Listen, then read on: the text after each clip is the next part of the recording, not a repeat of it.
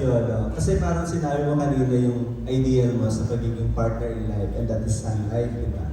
Pero curious lang kami, ano naman yung ideal partner in life? Talagang ideal girl, partner in life mo. Para naman din sa mga kababaihan like Baka si Kuya Alex sa akin. Paano alam? para curious lang sila ano yung hinahanap na sa Piolo Pascual ng magiging partner in life. So, Magaling maglaba. Present. I, you don't actually look for that. Di ba? Parang kasi pag dumating na yun na yun eh. So, it's hard to have a criteria or a requirement. Because when you feel it, I think that will only happen or you will be able to find the words when you see that person and you go from there. Hindi kasi ako naghahanap eh. Yun ang mahirap dun eh. But if, there would come a time for me to settle down. I wouldn't have any criteria or requirement, so to speak, because at the end of the day, it's about the heart. It's about your feelings. So if you feel something for that person, might have something that really, compliments you or gives you that feeling of excitement and feeling, that you have to be with someone. So wala naman siguro. Hindi naman hinahanap yung dumarating na lang. Yeah. With the love that shines bright like the sun. Amen. pero Piolo, do you believe in the ideal girl, yung idea ng ideal girl? I believe in destiny. I believe in something that happens out of fate, something that happens out of divine intervention or divine appointments. And I believe in magic. I believe in something that is, electrifying. Of course, when that person comes, then that person will be the ideal partner. Last year, may follow-up lang ako. Kasi parang share mo kanina yung experience mo with your mother, yung relationship with her. Ano yung hinahanap mo sa isang girl na meron yung mother mo, na sana meron din yung magiging partner in life mo soon? Values, and your heart is in the right place, and love for family, love for our country, and just having that relationship with the Lord. Thank you, Piolo. Congratulations. Thanks, Kuya Alex. Sorry, may pahabol from Mami Jo Bonson. Pakitanong kay Papa P kung may sisecure kang part ng katawan mo, ano yun? Mata. Yun ang binabayaran. Doon ako kumikita. Okay, last, we have Tito Eugene Asis. Hi, Sir Eugene. Ay, last na pala. Anyway, yung mga sinabi mo kanina, mga traits, dependable, marunong maglaba, parang nakita ko pa yung Moylian yan. Pero, just a joke. Anyway, Nakita ko rin sa kanya yun, tinalikuran ko bigla eh. Ako parang hindi naman. okay. My question is, yung sa pagiging endorser ng Sun Life, without encroaching much about your mga private investment, ano sa tingin mo yung pinakamalaking investment na nagawa mo out of your talent fee from Sun Life? When I invest when I was in my 20s, I'm in my 40s and it's been 20 years, so I have a pension that I can rely on anytime. So I have a pension that gives me a certain amount every year, and I'm just 45 because I started early. Wala bang tangible, like production or whatever? Some investment? Sprinkles kasi abonado pa ako eh. So, ano siya? Totoo ba yan? Minsan nakaka-jackpot kami, minsan abonado. So it's just a proper balance. But investment-wise, I would say, aside from my insurances, which I started more than 20 years ago, real estate. Real estate is something that I've been focusing on since I started in this business. Mami B, Vilma Santos, was the one who told me about it when I was doing the Casa because she said it's what saved her real estate. So from the time that I started in my 20s, I would just buy aside from the policies that I would get on the side, I would invest in real estate. So yun po yung naging portfolio ko, aside from showbiz. Thank you very much. At marami kang na-inspire. Thank you. Thank you. Thank you so much. Word na, oy, this is, this is my partner in life. So, kailan kaya namin maririnig na ipapakilala mo kami sa partner in life? Ako rin, hihintay ko yun. Game.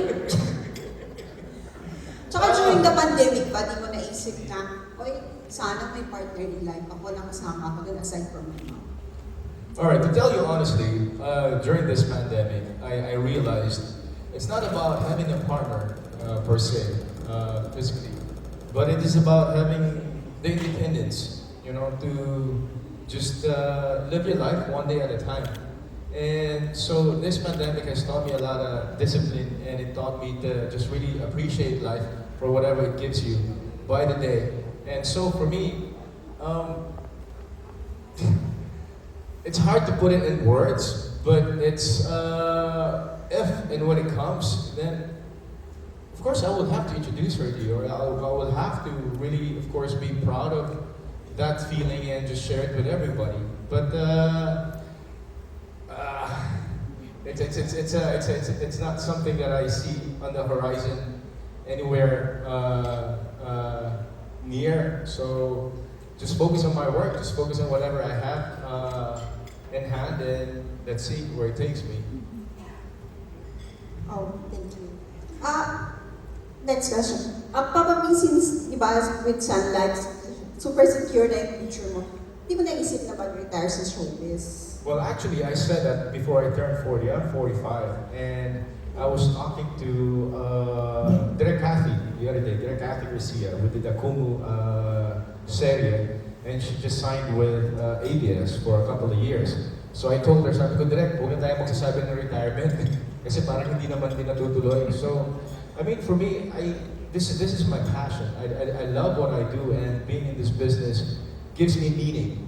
So, I was, I guess, being immature when I feeling burnt out, you know, back then. And you can call it a midlife crisis, you know, because you're too loaded up with work. And at this point in my life, I just want to continue doing what I'm doing. And this is really, you know, something that I really appreciate, you know, being in this business, being in front of you guys, and just sharing my life. So, just the same thing. It's not on the horizon for me retiring, you know, as long as I feel I'm needed in this business or there's something I can contribute, and I'll stay on. Thank you so much. Ano po specifically yung mga plans niya? Ay, marami. Well, you want to talk about it? My sister actually is here as well. But I just wanted to share about Fit and Well, because like what Jeff is saying, it's really, you know, going beyond your insurance, because it really protects you from illnesses and for emergencies. And it's just, you know, parang, that's why I said there's parallelism with Sun Life, because as the years progress, there's always a new plan, there's always a new policy, there's always something better that you can choose. It's not just about getting an insurance, it's about broadening your portfolio and knowing that there are other policies that you can actually use to solidify your financial dependency. Kaya ba? So, I have so much.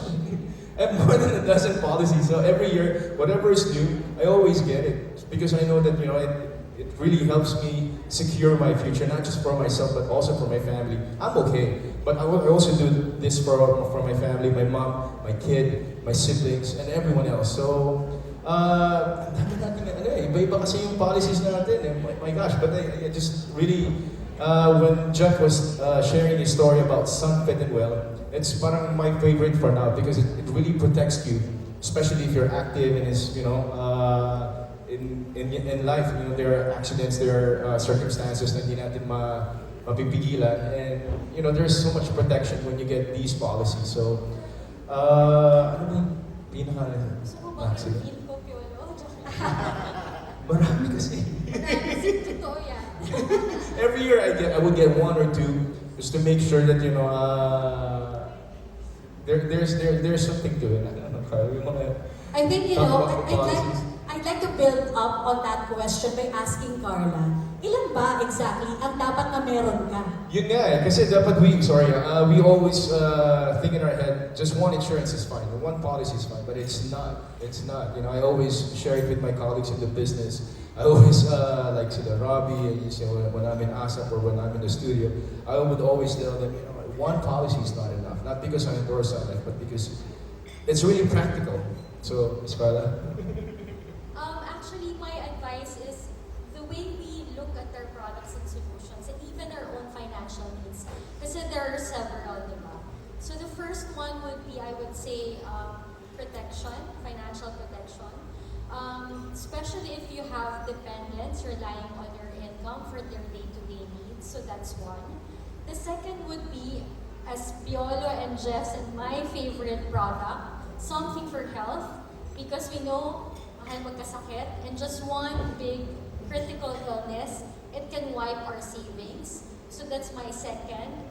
And then the third financial need is if you want to build a fund for your life goals, like retirement, or probably also education of your children, business, and even, you know, just to grow your money. And so we also have products that can help you can help you with those goals. So I would say 3 things: life, health, and wealth.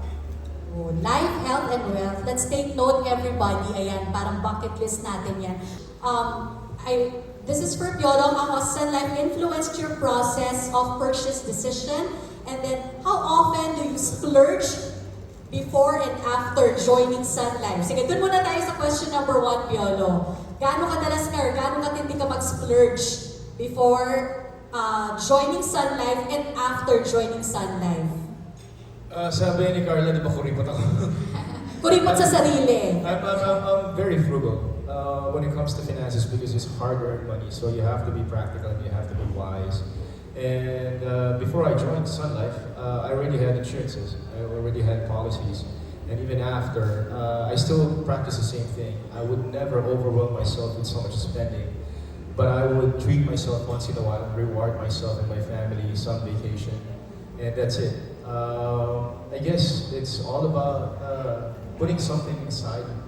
You know, knowing that this is not going to be forever. You know, it's something temporary. So you have to make sure that you're practical and you have to put your money, some part of your money aside. So that you have something for the future. It's very practical. Very practical. Eto, you were talking about travel. The next question is, what are your pre-travel habits? Do you do a thorough computation? Kung magkano gagastusin ko? Meron ba akong limit for this trip sa pagdating sa gastos ko? My pre-travel habits, my family is growing. We were just in Boracay last week. We were 18 or 20. And now we're spending our holidays, the Christmas and New Year's in a country in Asia. And I would say that I would bring my family. I would consider my family because, you know, I can always travel. I can always do my travels whenever I want to. But being with family is a very, you know, important thing because you want to share the memories with them. So for now, when I travel, I always consider my family. I always consider the kids because I want them to spend time with their parents, my siblings, and my mom. And I always consider my mom because, you know, she's 76, so I always take into consideration, you know, how much time she can walk or how much she can handle in terms of going around town. And in terms of budgeting, of course, you try to book ahead of time. You really try to plan ahead of time, so mas mura pa. You know, mas mura pa yung mga tickets. Kuripot nga. Right, you have to be practical at the end of the day, especially if you're spending for everyone. But other than that, you just go with the flow as long as you're with your loved ones, and then you're okay. Kuripot nga sa sarili, but very generous when it comes to other people. There you go. We have another question, Ms. Tess, from the floor. Yes, before I ask her question, Papa P, I love you, birthday girl G. Chaliana, entertainment editor. Wow, happy birthday! Okay, her question is, anong year ka naging financially literate at sino ang nagturo sa'yo at reason for you to start maging conscious about your finances? I was in the States in the 90s, late 90s, and then when I moved back here in 98, I thought, of course, it's just like what I was saying a while ago, this is not going to be forever, so I came back here to work and just really save up. So early on in my career, I was in my early 20s. I already got my policies, I already got my insurance. And even for my nieces, my son, I got him an educational plan, and just to secure everything. So it's always been, parang for me, you don't spend what you earn. You save it up. You save for the rainy days. And lumaki kasi ako sa paluwagan in school. Diba? Alam naman natin yung paluwagan. So, you keep your money in the bank, or you keep your money, with the leader of the group, and then after a while, a couple of weeks, a couple of months, you see your money and it grew. And parang, it gives you that pride that you have discipline. So early on in my life, I knew that, kailangan mo talagang magtipid, kailangan mo mag-save, because it's what can give you financial freedom. I would say my first purchase of a house, I had to loan it, and after that, hindi na ako nag-loan. Parang I just really worked non-stop and took advantage of the opportunity that came my way. So I never changed my lifestyle, so I wouldn't want to say that I was financially independent, but I just relied on, I guess, the savings I had, and just, never, lived beyond my means. So with Sun Life's help, and with my sister as my financial advisor, I just realized that there are other ways that you can save up for the future and for your family. Thank you so much, Piolo, for sharing that. And Parang mas matagal pa daw yung partnership ni Piolo sa inyo kaysa sa partnership ni sa kanyang love life. Di ba? Ano po yung sekreto po ng long partnership with Piolo? And ano po yung nagawa ng isang Piolo Pascual mula nung maging part siya ng Sana? Grabe kayo kay Piolo. Well, I would say, because as mentioned a while ago, he's really the perfect financial literacy advocate. So even before our partnership, Piolo has been living the values of good financial steward. And so yung impact niya sa Sun Life is actually malaki, I would say. Because first and foremost, a lot of Filipinos became financially aware of the need to actually look after their goals, financial goals. Second is to have a financial plan. Kasi even if you have a goal, but you don't have a plan, then you won't be able to achieve it. So I would say yun yung pinakamalaking impact ni Piolo with our partnership. Thank you, Ms. Carla. good noon po. Ano pong qualities ni Papa P bukod sa gwapo at malakas ang dating, masinop at mabait? Na meron siya that for so many years now ay siya pa rin ang endorser ng Sun Life. I think this is actually a very good question. This is one of Piolo's longest relationships, ang Sun Life, di ba? Carla, please take that on. Well, Piolo is also our partner for life. So, I'm not sure if everyone knows, but when Piolo and Sun Life started, it was actually out of accident, no? Yeah. Parang, ano lang yon, because Sun Life wanted to donate a certain amount to the victims of the typhoon. And so we came across the Hebrew Foundation. It's being headed by Piolo's sister, Chiki.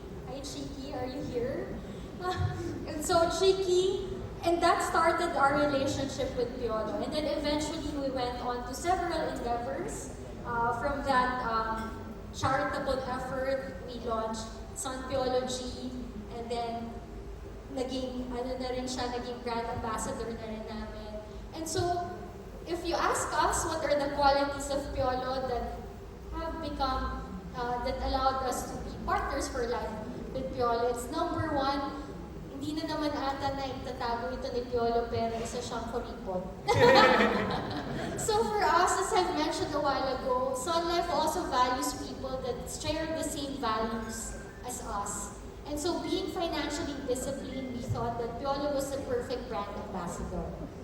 apart from that, he's also has secured his finances, not just with being a good steward of his money, but also having the foresight to have a financial plan with regards to all of his financial needs. So be it health, be it retirement, even for the education of his child. So lahat ng yon nakita namin kay Piolo. So I would say really, Piolo is the perfect partner for life. And really, no, kasi diba, if you can observe, when it comes to endorsements for celebrities, these are usually short-term. It lasts for a while and then you see them probably with another brand or endorsing something else. But for Piolo and Sun Life, it's been so many years now and we're still going strong and we're very definitely happy to have Piolo on board, especially when it comes to promoting our advocacy. And with that, we move on to Ms. Tess again for the next question. Follow-up, anong reaction ni Piolo? Oh, reaction daw ba? I would say that there is parallelism in terms of what Ms. Carla was saying. I guess from the get-go, I knew for a fact that showbiz life is fleeting. So I had to save up. I had to work so that I could have something for the future. And early on in my life, I secured my insurance right away. I don't know, maybe my mom taught us that you have to save up for the future, that this is not going to be forever. And so that's why even my sister, when Sunlight became a partner with our foundation, it was the same time that my sister also moved to Sun Life and became a financial advisor. So since then, my sister and I have been talking every year as to which plan or what kind of policy we can get. So there's always that growth, there is progression. So we're growing at the same time, at the same pace, and it encourages me to always give it my best because I know Sun Life is also pushing the envelope and not resting on their laurels. So it's a good relationship that I would want to keep for some time, I hope. I'd like to build